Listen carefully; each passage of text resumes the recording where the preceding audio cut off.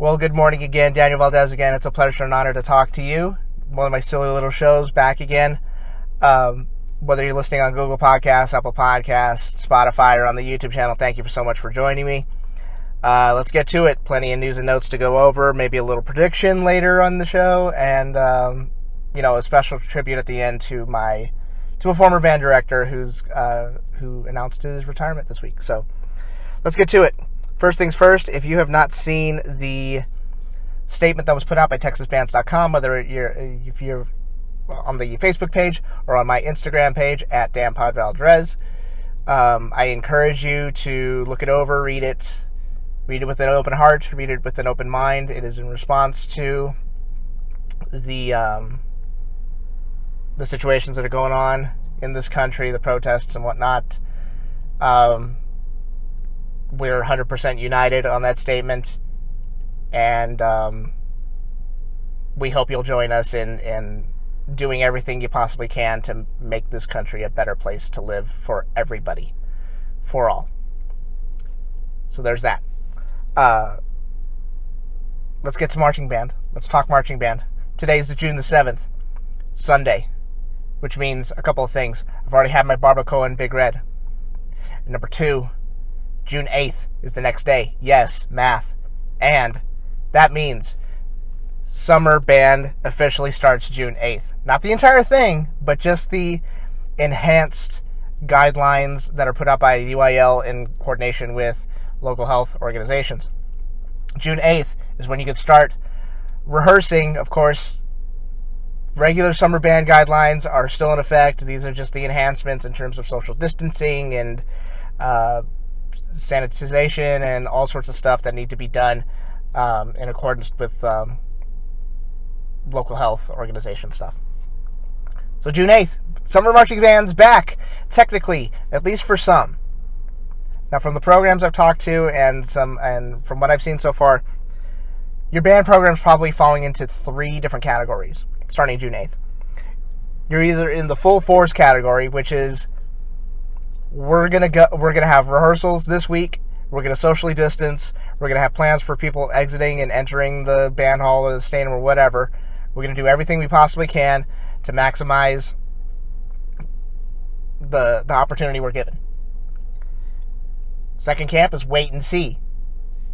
Maybe we don't do anything in June, but maybe we do something in July. Maybe if we come up with a plan that we can all agree on, maybe we do something later on in the summer before August 1st. Maybe we wait for the UIL to announce some, maybe let up on some of the guidelines and whatnot. We don't know. Very much a wait-and-see attitude. In the meantime, we probably do Zoom rehearsals. We probably do a lot of sectionals through virtual learning or distance learning or whatever you want to call it. Your third camp is probably not allowed. District is just saying no. Stay off campus. You want to do Zoom classes, that's fine, but I don't want you on campus. We don't want you on campus until we tell you to be on campus. Whether that's August 1st, whether that's later, we don't know. Everything's, again, a very fluid situation. So that's kind of how summer marching band is going to go for the foreseeable future. Now, things can change. This is not something that's just going to be ironclad all the way until August 1st. A lot of people were concerned about that, saying, "Well, how are you supposed to put a marching show on if we're gonna have to keep people 6 feet or 10 feet apart the entire time?" This is just starting June 8th, and it could last until August 1st. It could last until the end of the month, and then UIL says, "Okay, everybody pile in and do whatever you want to do." We don't know yet. So, again, a very fluid situation. I know it's frustrating for students. I know it's frustrating for directors and parents and whatnot, but this is the situation we're in. Your kids need you. They need your positive reinforcement. So, we make do. We make do. It's essentially that's the basket we're in right now. So there's summer marching band. So if you're doing classes online and whatnot, or you're actually going to be on the field, have have fun, enjoy it. It's going to be a very unique and very interesting experience. My suggestion to you is go in there with, an open mind. Again, open mind, open heart, and be as flexible as you possibly can with directions, and, do what you try to follow instructions as best as you can, because it's going to be a very interesting time, and this is definitely going to be a season you're going to remember for the rest of your life. So just get after it. A couple of questions I had that were pointed at me this week. Music for All regional lists. A lot of people were saying, "Hey, how come we don't have regional lists yet?" Well, the reason you don't have regional lists yet is because there's too much. There's a ton of programs that don't know exactly what they're going to be doing this fall. To go further than that, there are a lot of programs that don't know what they're going to be allowed to do this fall. So it's almost not in Music for All's best interest to post regional lists of people that have signed up and have paid money, because all that stuff could change. Now, yeah, when they post regional lists, and they usually post these lists when the money deadline has hit. The thing about that is that money deadline already passed. It was supposed to be May 15th. That's what's listed on the application. Obviously, because of the COVID-19 pandemic, I would imagine that date has been pushed back. And I know not just Music for All, but a lot of marching band organizations have reached out. Even people that are running, even band programs that are running local contests, have reached out to other programs saying, "Okay, what do you need from us? What do you need? How can we help you get on the field this season?" And that's a very difficult question to ask. It's a very difficult question to answer too, because again, a lot of things are up in the air. So we don't really know. So yeah, that's why we don't have regional lists. It's because we're still trying to figure out who's going to go to what contest. And that's dependent on a lot of factors. It could be the district restricts travel. It could be that the band program collectively decides, hey, maybe we cut down on props. Maybe we cut down on choreography. Maybe we cut down on all sorts of stuff in order to save money, because that's a big. Programs are taking a lot of financial hit, and a lot of fundraising opportunities are going to be very difficult to come by, because the businesses that they usually reach out to are having issues staying alive on their own. And it's very hard to ask people for cash, ask people for money when the business is barely surviving. I know that's a case for a lot of programs and a lot of businesses too, and I really hope that gets solved sooner than later, because I know a lot of people are hurting. Here's a little bit of a harsh reality.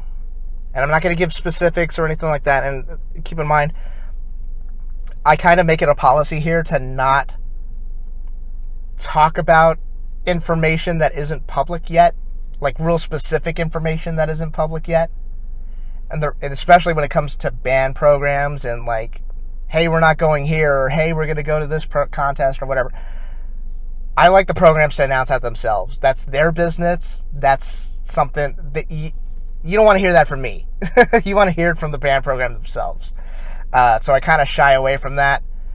Unless they post something publicly, then obviously, that to me, that's fair game. But other than that, I leave names out, and, I don't like going down that road. With that being said, I know that there are programs that have already had to make tough decisions about where they're going to compete this season. And there are going to be even more difficult decisions coming in the next couple of weeks. And this thing is not just for marching band contests either. There's going to be a lot. There's going to be a lot of stuff that, band. Imagine being a band director right now. Not only are you having to completely rework how you teach your program, But you're the one in charge, and you're the one that has to break news, to sombering news to kiddos that, have invested money and time. Think about the seniors that have invested 3 hard-working years into a marching band program, and they're ready to take a big trip wherever it may be, whether it's in-state, out-of-state, and you have to tell them that that trip isn't happening for whatever reason. And the reasons are going to be varied. There's going to be financial reasons. Hey, we can't afford, maybe not the band program can't afford it, but I mean, there are families that were supposed to take spring trips, and then those trips got canceled, and then they had to fight to get that money back from vendors. And there were some situations where not everybody got their money back. So you've asked your parents to send you to a spring trip, wherever it may be, in country or out of country, wherever. And now you're asking the parents to spend even more money to send you on trips during the fall. And a lot of families, mom or dad may have lost their job, and they may not be able to go back to work right away. And that sucks. And that's another financial burden that the families are being, that's something that families are having to deal with. And at some point, a band program's got to make a decision. Hey, is this something are these trips even worth doing at this point? If they are, then we go forward. If not, then, that's a decision each band program is going to have to make. Everyone's situation is different. Every program situation is different. I just know that don't be surprised within the next month that you see some programs maybe drop contests, modify how they're going to do their contest schedule in the fall. A lot of tough decisions have been made and are going to be made. We just hope, we pray for the best, and hope that the kids get a safe and fun and educational experience no matter what the situation is this fall. I know a lot of programs are starting to reevaluate, hey, are we going to be able to do this show that we originally planned to do? Or are we going to have to scale that back? Music for All, as far as their last statement went, they're proceeding as planned. They're proceeding as if they're going to have a marching season, which is great. I love that optimism. That's awesome. I'm all for it. We'll see what that environment looks like this fall. And again, a lot of stuff needs to fall in place. A lot of stuff needs to fall in line. But we be hopeful. We be hopeful. We be kind. We be good. We do whatever we need to do in order to make sure the kids have a great experience this fall. Here's a major prediction. With all that being said, here's a major prediction for me. And I usually don't make these, especially when it comes to band programs. Like for contests and stuff, I usually don't make lists like, here's who I think is going to make finals. Like, I usually don't do that directly. But here's something for the fall that we need to kind of prepare ourselves for. Again, I don't have any inside information. I don't. I'm just a fool. But with what I'm seeing going on in sports, I would be very, very surprised if fans were allowed inside marching contests this fall. I would be shocked if fans were allowed inside the stadium this fall. Just because, well, let me paint a picture. I want to try to give you context because it doesn't make any sense to say something like that and then not really back it up. Imagine it's a typical weekend in September in the state of Texas. You got high school football. High school football games are usually played on Friday nights. So what has to happen there? Well, with the whole pandemic stuff, we got to figure out if we're going to have a football game, which I think we are. I think we're going to get football this season. Okay, so you got football. Who's allowed in the stadium? Who's going to be allowed in the stadium? Obviously the football teams, obviously the trainers. But do you allow fans in the stands? How do you determine that? How do you determine who gets to go in and who gets to go out? Is the band going to even be allowed in the stadium? If so, how do you socially distance them? Is the dance and drill team going to be there? The dance and drill team going to be up to like 60 people. So how do you socially distance them? Are the cheerleaders going to be allowed to be there? And again, the fans, are they going to be allowed? And if they're allowed, how many get in? How do you socially distance? Who decides who gets tickets? All that stuff has to be worked out. Let's say you get all that worked out. Friday night comes along, they do the football game, great.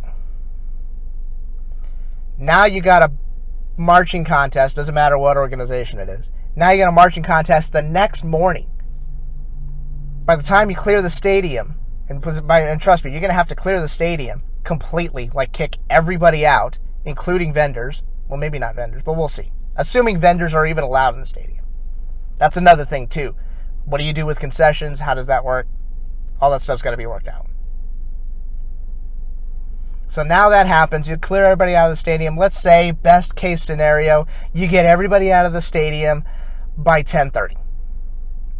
Now guess what has to happen? You got to get crews inside the stadium and disinfect everything. Everything. The press box, the stands, the concession areas, everything. Any high-touch areas, railings, all that stuff's got to get disinfected.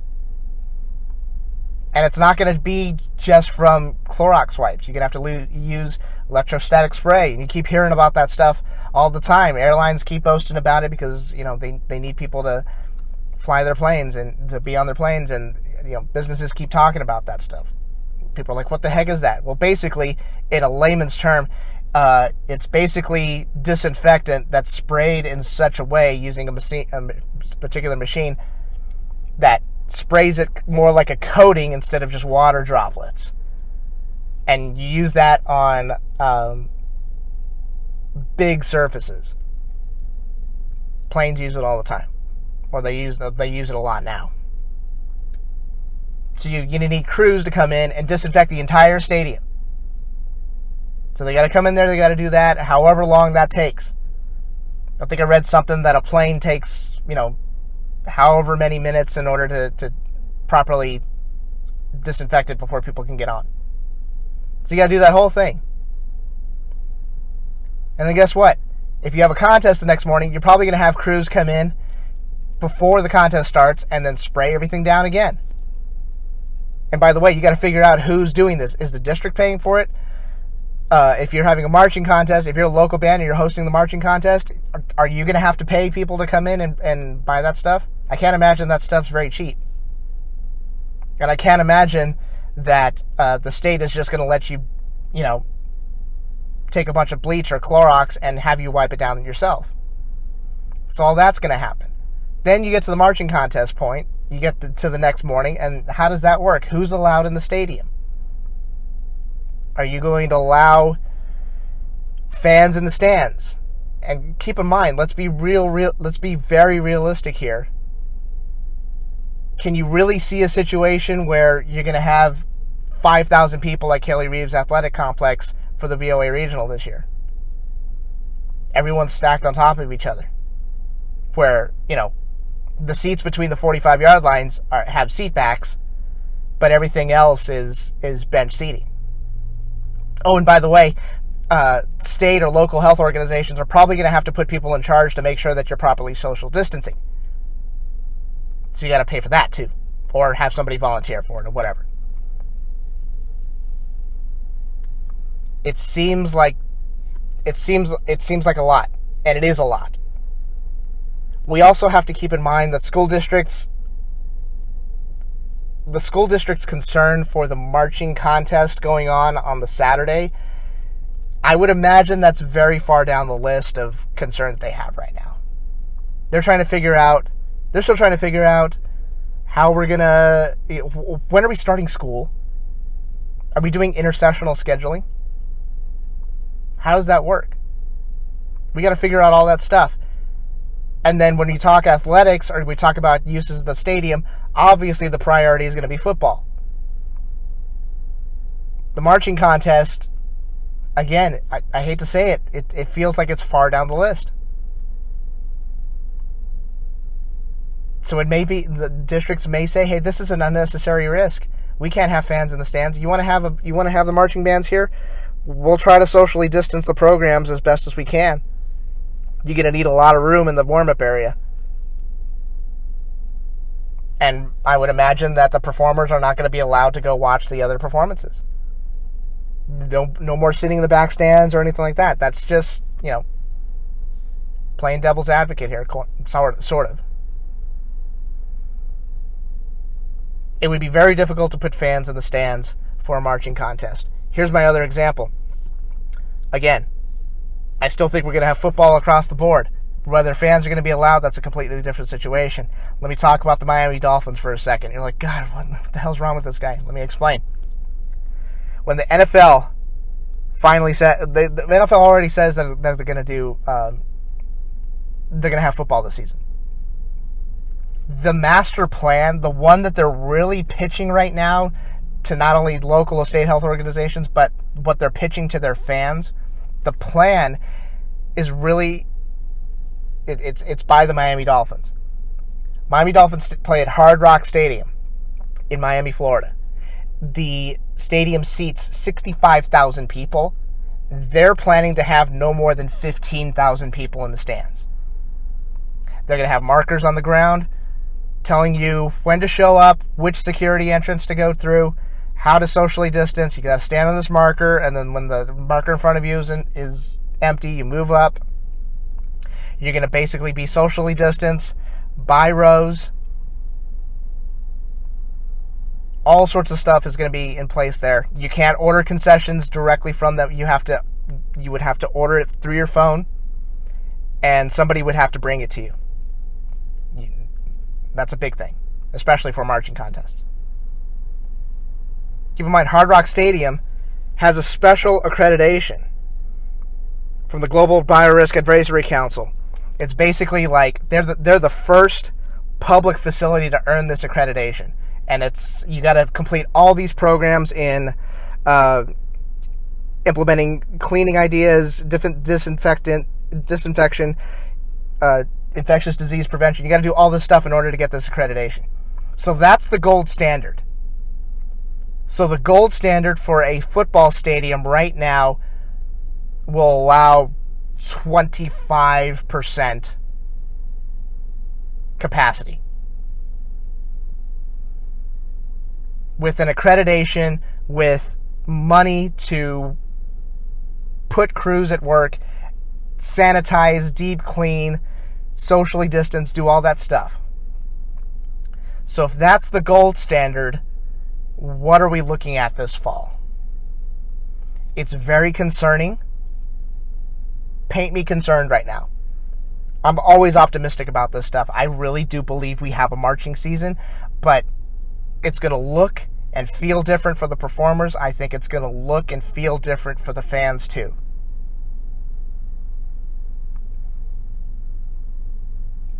To have fans in the stands this fall is going to be very difficult to pull off. It's going to be a very hard sell. We'll see how it goes. But just kind of prepare yourself just in case that happens. And again, this may be completely out of UIL's hands. This may be completely out of Music for All's fans. I would imagine that it would be completely out of their hands. They're going to be told, hey, you're going to use our stadium, whether it's a district or whether it's a college or a university. Hey, you're going to use our stadium. These are the rules. And if you don't like it and you don't want to play along with it, then you can't have your event here. That's the boat we're in right now. We'll see how it goes. Again, optimistic, but prepare yourself. That's kind of how this season's going to go. Prepare yourself, and if things aren't as bad as they seem, then we can celebrate and dance and do whatever we need to do. So, there's that. I want to talk 1 minute to close out this program, or show, or whatever you want to call it. I want to talk about Alan Sharps, who's a band director at Claudia Taylor Johnson High School, good old CTJ. He is retiring after 40 years as a band director. My goodness. First of all, congratulations to Mr. Sharps. Why am I talking about this gentleman? Well, he was formerly at Winston Churchill High School for many years, and he was one of the assistant directors there when I was at Winston Churchill High School. This man was very, very influential in my musical career. And I got a couple of quick stories to tell you. And it involves MTV of all things. I promise it'll make sense. When I was, what year was it? I don't know. It was either sophomore or junior year. On MTV, there used to be a show called When I Was 17. And what they would do is they would interview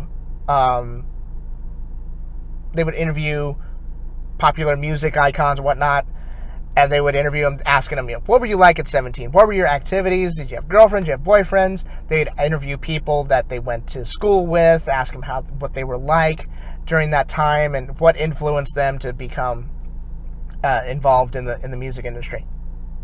Well, one of those episodes, they interviewed Pharrell Williams. Pharrell's the record producer, icon, rapper, entrepreneur. He does everything. Very influential musical artist. And they interviewed him. Well, he went to high school in Virginia Beach, and his band director, and he said it was a very, very big influence in getting into music, was Mr. Alan Sharps. That was his band director. And he talks about him glowingly during the interview. And the YouTube video is up. I know it's up there because I watched it the other day. So here's the funny thing. I remember the day that the MTV crew showed up on campus. And they told us about it. They said, hey, there's an MTV crew that's going to be using the orchestra room. And by the way, our band hall was one building, but it also had the orchestra room directly across the hall. So it was one building, band hall, orchestra room combined together with a small hallway separating the two rooms. They said, MTV's here. They're interviewing Mr. Sharps. The orchestra room is closed. Don't even go by there. Don't even try to peek in there or anything like that. We're like, what the hell is going on? That's awesome. What do you mean they're here to interview Mr. Sharps? It's amazing. So immediately he got this giant boost in street cred. Mr. Sharps was one of the most level-headed people you'll ever meet in your life. Doesn't get too angry, doesn't get too happy. He's just level-headed the entire time. That's how he ran his rehearsals. It was incredible to watch. So naturally, we would try to peek into the orchestra room, and of course, it had butcher paper over the wall. So Pharrell talked about how he was so influential and how he, would write. Mr. Sharps would write cadences with beats that would be kind of taken from Earth, Wind, and Fire. And Pharrell thought it was amazing that this guy who seems so level-headed would be able to write some really fat beats for the drum line. I remember that day. It was incredible because, like I said, it's just a big boost in street cred. And then we got to see the episode several months later. And it was really neat to see him on television and watch somebody who's a music icon talk about how Alan Sharps helped him get there. It was really eye-opening. It was really awesome I'm sure it was an amazing experience for him. Here's the other story. I was never in Mr. Sharp's band, but he did conduct the wind ensemble when I was the sophomore year. He conducted one piece. It was Away Day by Adam Gorb. If you've never played that piece before, it is incredible. It's so awesome. My hope is that everybody gets to play that piece at least once. It's really neat. Anybody who knows Mr. Sharps knows that he's a timing guru. I'm pretty sure he has a metronome going off in his head 24/7. He's that good. And you don't be in the business that long without being that good. So he would get up there on the podium, and I'm front and center, oboe player, first row, directly in front of the podium. And you would think that you entered in on time, but he'd stop you and like, nope, slightly early, nope, slightly late. And I'm like, he made you listen. He made you pay attention. He made you, like, you were on the edge of your seat, like, I got to get this entrance right. We got to get this entrance right. He made us better players simply by getting us to open our ears and really listen to each other. And he said one thing, and it's one of the most influential things a band director has ever said to me in my life. He was talking to the band, and he was talking about tuning.